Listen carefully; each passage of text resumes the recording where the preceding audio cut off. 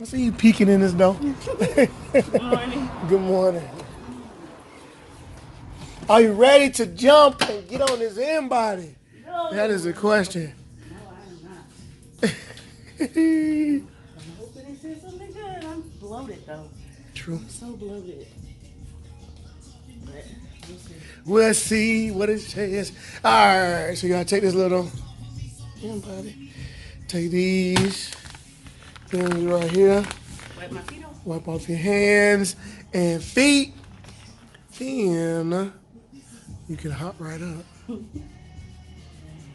Nah. Ding, ding, ding, ding, ding. Do you like some Jeopardy music? This thing do play music, but not but not Jeopardy music. It play like some, I don't know, some piano stuff.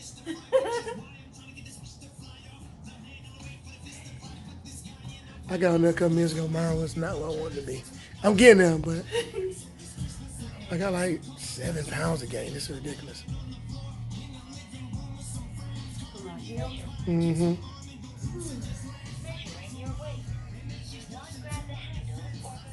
Let's go ahead and look at Brittany's numbers for this week. Her weight this week was 284.9.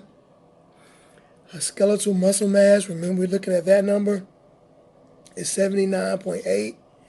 And her body fat is the other number we're paying attention to, is 50.5. Her BMR this week is 1753. Let's compare to last week. Last week she weighed in at 286.7, so she's down to 284.9. Skeletal muscle mass was 85.1. It went down to 79.8, and her body fat went from 47.7 up to 50.7.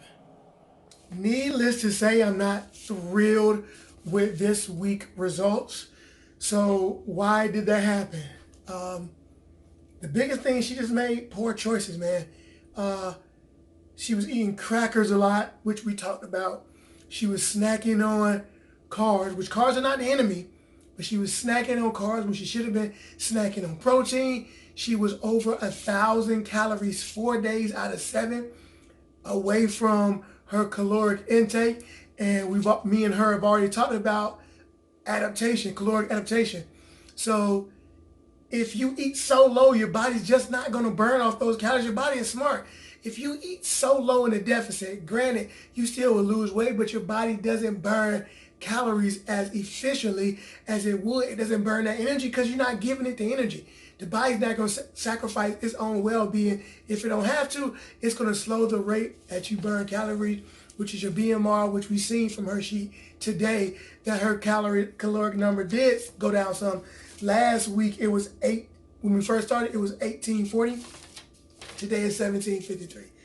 She eat crackers a lot. Like I said, she was doing carbs when she should have been doing protein, like day after day. When I first approached her about it, she told me a lot of the things most of my clients say. No, well, I didn't eat that bad. But then which is why we should log on my FitnessPal. So I opened my FitnessPal and I showed her every single day. Every day, she did something throughout that day that was not correct for her diet. Most of the stuff we already talked about and she known. So how, and I told her, you're eating in a deficit, so you are going to lose weight. It's not going to be the maximum amount of weight, but you're going to gain body fat. If you eat poorly but eat in a deficit, you will lose weight, but you still will gain body fat. So you're going to get skinny fat, basically. You're going to lose weight but be fatter, be more obese. That's not what we're going for. We're being healthy. We want to lose the body fat and maintain as much muscle mass as possible. Her training this past week has been good. She progressed in her cardio. She's progressed in our weight room sessions. So I'm pleased with that. But we all know diet, nutrition is 80 to 90% of the process. We didn't do well with our diet. Every single day on her diet, it was something incorrect. And it's not like I just let her do whatever. No, I texted her, messaged her, let her know this is not okay. This is not appropriate. This is not okay. And even after the last time we had the conversation, the next day I look at her on my FitnessPal, she had some more crackers on there. we're not going to be successful if she does not improve and make better choices. It just is what it is. We should have lost more than 2 pounds in 2 weeks. It's very slow. With her diet, the way I constructed it, with her training 5 days a week, 1,000 calories a week, and cardio, we should have lost more than 1 pound. And it shouldn't have been all muscle. We should have lost some body fat. She did not do what she needed to do this first 2 weeks to lose enough weight to be successful at the coach's challenge, but to be successful at weight loss, period. She got to make better decisions. It just is what it is. So let's see what Brittany has to say about it. All right, and 3, 2, 1. So I kind of want to get your thoughts on week number 2. We finished week number 2, going to number 3. Kind of what do you feel like, or how do you feel week number 2 went? As far as like the workouts, I feel like the workouts have been going really well. Definitely been pushing myself a little bit harder in the workouts. I can see that my struggle is probably 90% with what I eat. A little disappointed that I haven't lost more weight, definitely. And I realize now that even though I replaced, those potato chips that we talked about in the beginning, I replaced those because they weren't as good, but I just replaced them with something still that wasn't good, but was a little bit, I guess, in my eyes, a little bit more healthier, but it still wasn't good. It was still, carbs. And so a little disappointed that I didn't lose as much weight as I wanted to.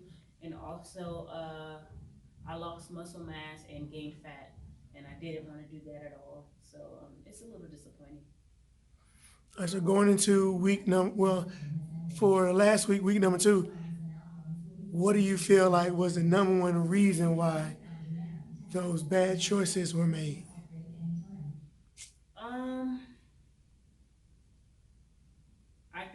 I guess I could blame it on a lack of knowledge, but it's not so much that. I would say just making poor decisions, not realizing, the repercussions, not realizing how much of an effect it had. Even though I haven't been eating a lot, I haven't been eating the right things. So that's like something that I'm taking note of, that it doesn't matter if you're not eating a lot, but what are you eating? What are you consuming and putting into your body? Because ultimately, now I have all these calories, or I have all this stuff stored up, and it's not being burned off. So just a lack of knowledge and discipline, I guess. But see, that's what I like. This is one of the reasons I like doing this, because then we get to kind of filter through the different things that we need to be successful. And I know we've been having a lot of communications about the things that are going to improve you, to give you more knowledge and more information to take the next step. So we have had these conversations. So moving into week number 3, what are the changes that you already know you're going to make so that week 3 is better than week 2? Oh, absolutely. No more crackers, chips, nothing. I'm not doing that anymore. I'm actually kind of scared to snack at all. I don't want no more snacks. I like that's where my problem lies. It's in what I consume, what am I eating. So I know I have to go into it and just follow the chart and apply the stuff that you've been telling me. If I'm going to do a snack, let it be protein based.